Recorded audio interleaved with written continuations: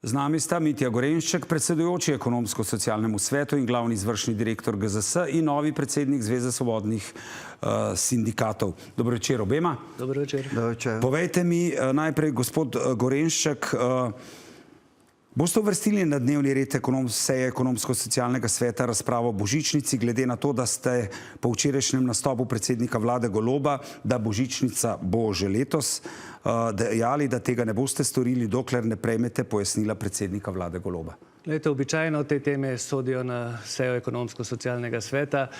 Nas je najbolj zmotila izjava predsednika vlade včeraj v državnem zboru, ko je že naprej postavil glavne parametre božičnice. Povedal je, da bo obvezna, povedal je, da bo že v letošnjem letu, povedal je višino 640 evrov na okroglo na zaposlenega in sprašujemo se, kaj nam sploh še ostane za socialni dialog.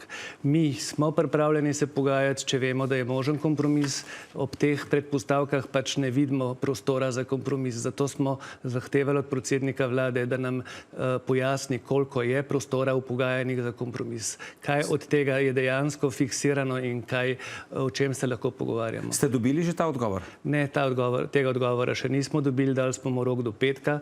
V petek bo šlo vabilo za izredno sejo Ekonomsko-socialnega sveta iz kolegija Ekonomsko-socialnega sveta in do takrat rabimo to informacijo. In kaj, takrat se boste odločili, ali boste to uvrstili na naslednjo sejo Ekonomsko-socialnega sveta, se pravi vprašanje uvedbe obvezne božičnice? Glejte, mi se pogovarjamo poleg s predsednikom vlade, kjer se posredno tudi z ostalimi člani vlade. Mi imamo zagotovila, da nekaj prostora za pogajanja bo. Čakamo uradna pojasnila, ni potrebno, da so iz premierjevih ust, lahko so tudi posredna pojasnila, ampak dejansko mi moramo videti prostor za pogajanje, če ne so pogajanja nesmiselna. Se vi strinjate, gospod Zorko, s tem stališčem oziroma kakšna pa so vaša izhodišča? Zdaj, kot prvo pravilo o delovanju Ekonomsko-socialnega sveta zelo jasno določa, kdo je tisti organ, ki podaja predlog dnevnega reda na sejo ESS-ja. In to ni predsednik ESS-ja, to je kolegij ESS-ja. Tako da kolegij je sklican ta petek in jaz pričakujem, da naslednji teden bo izredna seja, na kateri bomo obravnavali proračunske dokumente in seveda božičnico ter predlog spremembe glede normirancev.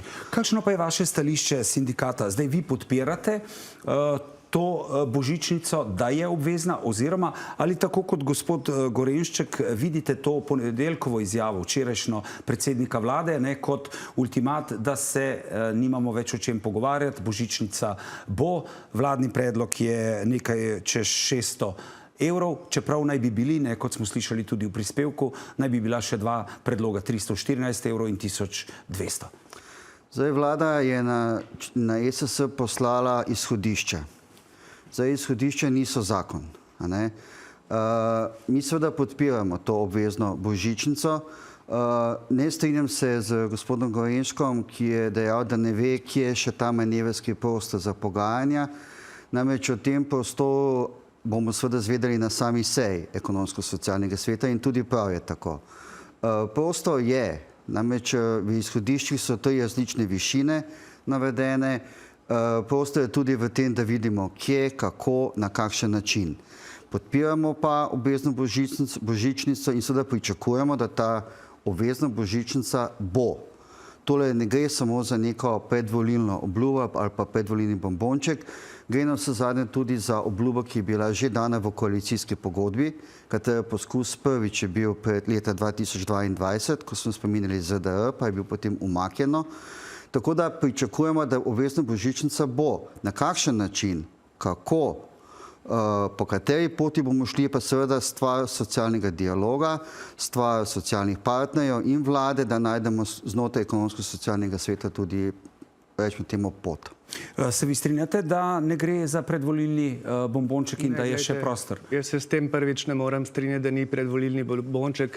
Nam je bila sporna predvsem najava. Dejstvo je, da potem vlada je na svoji seji sprejela izhodišča. To je bilo vse v skladu za pravile Ekonomsko-socialnega sveta, ampak že to, kdo je napovedal božičnico, kaže, da se gre za medkoalicijska trenja znotraj zdajšnje koalicije. To je materija Ministrstva za delo, to je materija stranke stranke Levica, to ni materija stranke Svoboda.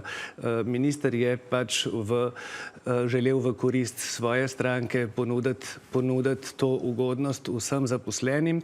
Dejstvo je, da je to bilo že večkrat na dnevnem redu, tudi leta 2022 smo se o tem pogovarjali, ko smo obravnavali zakon o delovnih razmerjih, vendar tako iznenada, kot je zdaj prišlo, ne more biti drugega kot predvolilna poteza.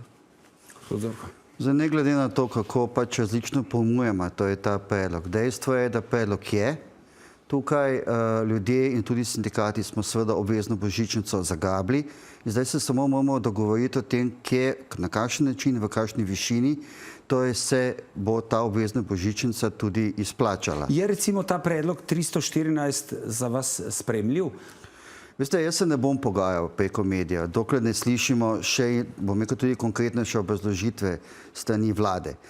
To ni bil predlog ene stranke, to je bil, vse tako sem razumel, predlog vlade kot celote. Zdaj, kakšne so relacije znotraj vlade, to nas ne zanima. Dejstvo je, da je to povedal predsednik vlade, finančni minister je temu tudi pritrdil, prav tako minister za delo, in za nas je to predlog vlade in iz tega izhajamo. Tako da na tem dejstvu tudi gradimo nadalje.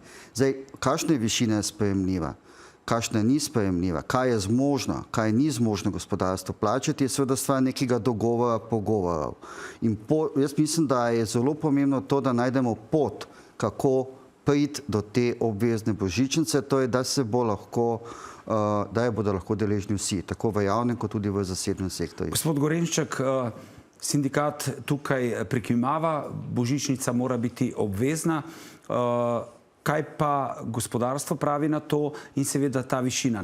Vlada razmišlja očitno o treh stvarih, 600, nekaj čez 600, 300 in 1200. Ja, 1200 to izvira še iz leta 2022, ko smo se pogajali o tem, da bi bila v višini minimalne plače. Zdaj ta 300 izgleda, da je spodnja meja, kjer je le prostor za kompromis, kar nam najprej ni bilo povedano. Tako da mi, če vidimo prostor za kompromis, bomo to gotovo zagrabili. Nam ni problem, mi božičnico podpiramo od vsega začetka. Mi smo tudi pretekle vlade spodbujali, da bi jo razbremenila prispevkov, ker davka je razbremenjena, da bi dvignili tudi višino neobdavčene in neoprispevljene božičnice. To pomeni, mi božičnico podpiramo. Ostro pa nasprotujemo temu, da bi bila božičnica, da bi mogla biti izplačana že v letošnjem letu. Glejte, če bo šlo vse po pravilnem postopku skozi ESS in skozi parlament, zakon ne bo sprejet pred novembrom. To pomeni, takoj potem, ko bo zakon sprejet, bo treba zagotoviti sredstva in božičnico izplačati, kar je nemogoče. To so veliki zneski, ki znajo tista podjetja, ki so na robu s svojim poslovanjem pahniti čez rob. To pomeni, nekateri bojo letošnjega decembra, če bo pri tem ostalo, se razveselili božičnice, nekateri pa bojo mogli ugotoviti, da njihova firma pač tega ne zmore in bo lahko mogla tudi zapreti svoja vrata. No in to je tisto, kar je lahko predmet socialnega dialoga in kaj tudi mora biti. Se pravi, na kakšen način ustvariti pogoje za to, da bo prišlo do obvezne božičnice. Mogoče samo še v pojasnilu. Vlada je predlagala sicer v svojih izhodiščih res 3 zneske, a ne? Vendar so to minimalni zneski. Kar pomeni, da tiste podjetja, ki že danes izplačuje više božičnice, ne potrebujejo tega zniževati. Še vedno to je bo lahko izplačali višji znesek, hkrati pa seveda bi bil ta znesek neobdavčen in pa neoprispevljen. In to je tisto, kar je neka pomoč na vsezadnje tudi gospodarstvo. Zdaj, če gledamo pa samo statistične podatke, recimo, pa lahko vidimo, da je več kot 80% malih podjetnikov SP-ja recimo imelo dobiček v lanskem letu in nekaj okoli 70% recimo gospodarskih družb. Deležnih božičnice v letu 2024 pa je bilo okoli 35% podjetij oziroma 43% zaposlenih. Se pravi, ta razlika še vedno obstaja. Obstaja ta razlika? Glejte, ta razlika gotovo obstaja. Nekateri se raje, kot za božičnico, so se odločali za maksimalni regres, ker je že zdaj neobdavčen in neoprispevčen. Redko katero podjetje si je lahko privoščilo oboje, to pomeni maksimalni regres in bogato božičnico. Mi smo za to, da se ta razpon, ta višina neobdavčenosti poveča, da se spodbuja, da podjetja to svojim zaposlenim nudijo. Svoji zaposleni bojo po novem zakonu, kar je pozitivno, pač dobili neto za bruto in to pozdravljamo. Ni vse slabo, kar ta zakon prinaša. Se pravi, nikakor pa se ne moramo strinjati s tem, da to velja že v letošnjem letu. Še za naslednje leto so pozni, mi že pripravljamo, oziroma po podjetjih se pripravljajo finančni načrti oziroma plani za naslednje leto, kamor je treba vključiti tudi ta strošek. Da bomo pa novembra postavljeni pred dejstvo, da je treba to izplačati, to je misija nemogoče. Gospod Zorko, nasmejali ste se, ko je gospod Gorenšček dejal, ne, letos to ne mora biti. Boste vi vztrajali, tako kot predsednik vlade, da mora biti božičnica izplačana že letos? Mi seveda pričakujemo, da bo predsednik vlade izpolnil svojo obljubo, in da bo božičnica izplačana že za leto 2025. Jaz sem se pa iz tega razloga, kajti vsa vprašanja, ki jih je gospod Gorenšček sedaj odprl, so dejansko vprašanje, ki bi se lahko reševala znotraj ekonomsko-socialnega sveta. Kar pomeni, dajmo poiskati pot, kako obvezno božičnico izplačati na račun, da ne bo prišlo do tega, na kar recimo gospodarstvo opozarja. Mislite, da je ta dogovor mogoč? Da. Vi? Glejte, mi smo tudi upali in mi smo se strinjali s tem, da se ta zadeva obravnava na ekonomsko-socialnem svetu. Se pravi, včerajšnja izjava predsednika vlade, ki smo jo vzeli resno, mogoče preresno, pa nam je vzela upanje, da se je sploh možno o tem pogovarjati. Se pravi, napovedana je bila obveznost, napovedana je bilo letošnje leto, napovedana je bila višina, to je bilo vse izrečeno včeraj na seji Državnega zbora. Zdaj, v Državnem zboru je bilo včeraj marsikaj rečeno. Pomembno je seveda tisto, kar je bilo rečeno v okviru ekonomsko-socialnega sveta. Jaz samo upam, da tudi recimo današnja izjava iz strani Obrtne zbornice Slovenije. Vse to me je zanimalo. Kako vi gledate na to? Oni pravijo, da so odločeni, da zapustijo ekonomsko-socialni svet, ne izključujejo pa niti državljanske nepokorščine v primeru uvedbe obvezne božičnice. Mislim, to ni izjava, ki bi vodila v socialni dialog. Namreč dialog glede božičnice še se sploh niti ni začel. In že vnaprej groziti z nečim, kaj bom naredil, če bo nekaj uzakonjeno, je nekaj, kar ne pelje v dialog in je nekaj, kar ne pelje v iskanje kompromisnih rešitev. Je pa to vprašanje, mislim, da primarno bo to težava za predsedujočega ekonomsko-socialnega sveta. To je gospod Gorenšček. Namreč gre se za to, da seveda ta grožnja prišla iz delodajalskih vrst.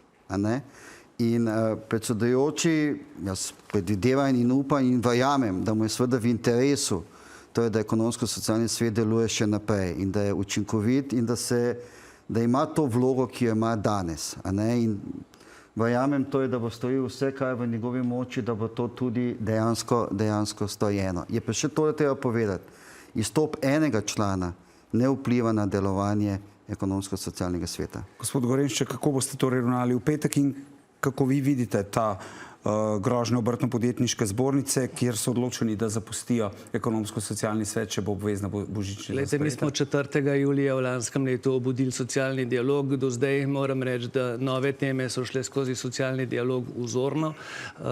Tukaj dajem za primer pokojninsko reformo in do kršitev do zdaj ni prišlo. Kršitve tudi ni bilo še v postopku božičnice. V postopku božičnice je glavni problem napačno komuniciranje in s tem vzburjanje ali pa razburjanje socialnih partnerjev. Jaz razumem to razburjanje obrtne zbornice. Zdaj mi se ponavadi odločamo kot delodajalske organizacije skupno. Na to temo bomo imeli še pogovorov. Jaz bom zagovarjal, da dokler do kršitev ne pride, nimamo razloga za izstop. Smo pa na meji, hodimo pa po robu in se bojim pač, da če bomo ugotovili, da smo tukaj izigrani, da bomo razmišljali razmišljali tudi o tej smeri. Bomo videli torej, kako se bo razpletlo. Najlepša hvala obima, da ste bili našega gosta. Hvala vam. Hvala tudi vam.